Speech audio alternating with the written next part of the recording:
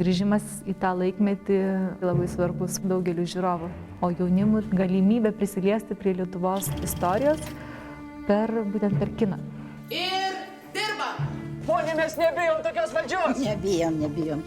O kai Sibirė subinį nušalsi, tada bijosi. Tas laikmetis nėra toks paprastas, kaip atrodo iš pirmo žvilgsnio. Profesinė prasme tikrai buvo ką paveikti.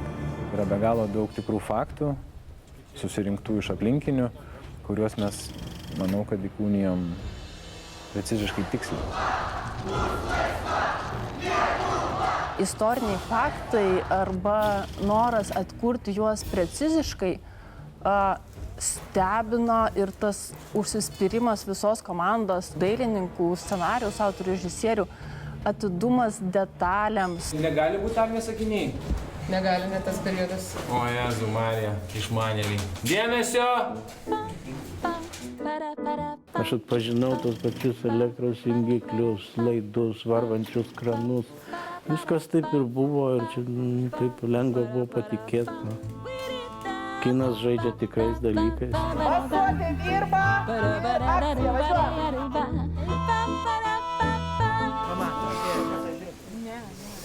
Filmui besiruošdami mes užtrukome daugiau negu pusę metų. Tas dešimtmetis vis tiek skiriasi nuo dabartinio dešimtmečio. Aktoriams iš karto vyrams sakiau, viską turit vyrai auginti, ūsus, barzdas, bakus, viską ką galima, o aš jau paskui ten jau modeliuosiu, kažką žiūrėsiu. Tai buvo fantastiški kostiumai, laikmetis. Neringa aš vadinau savo antrąją mamą aikštelėje.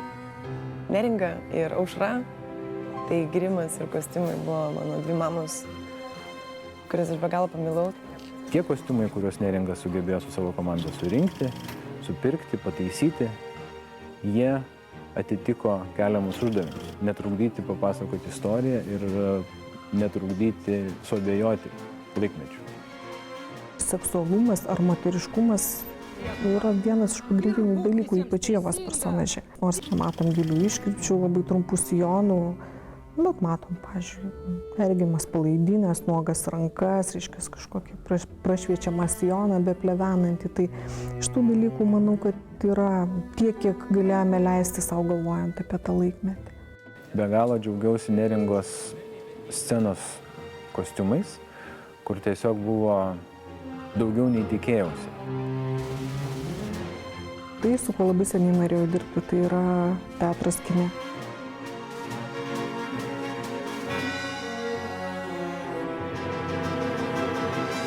Istorinį filmą darant, pagrindinis sunkumas ir netgi pasakyčiau didžioji finansų dalis vis dėlto yra dekoracijų klausimas. Viską, ką prirašo scenarijus autorius su režisierium, visi daiktai aprašyti ir dar daugiau, viską, ką žmonės mato ekrane, visa aplinka yra mūsų dailininkų darbas. Čia kaip kokį sprogimą, kad filmuotum, žiūrėk, čia visų susirinko, visiems įdomu. Kinas ir yra magijos pasaulis, kuriame tu gali džiaugtis, nežinau, 3-litriniais stiklainiais, gazuoto vandens aparatais, net neveikiančiais, bet tavo uždavinys padaryti, kad jis veiktų. Labai džiaugiuosi, kad su manim dirba Žilvinas Dobilas, kuris yra rekvizito dailininkas. Ir jisai su ypatingu švelnumu ieškojo visų daiktų. Gerai, čiūt kojines. Kai jinai įėjo. Jo. Logiška. Op! Grimas taip pat buvo scena, kuris buvo sunkus. Kraujo visos scenos. Mušimo, tai randai, plaukų nukrypimo scena. Žaizdos, kraujai ir mėlynės, taip, tai čia yra grimuotojai, man atrodo, labai smagu, nes tai yra improvizacija.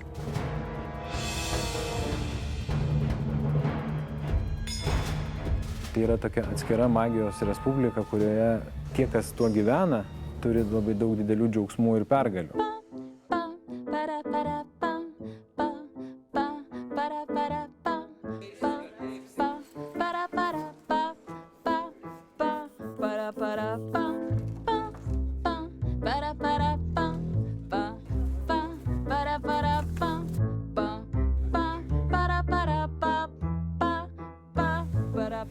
Brangieji, akcija!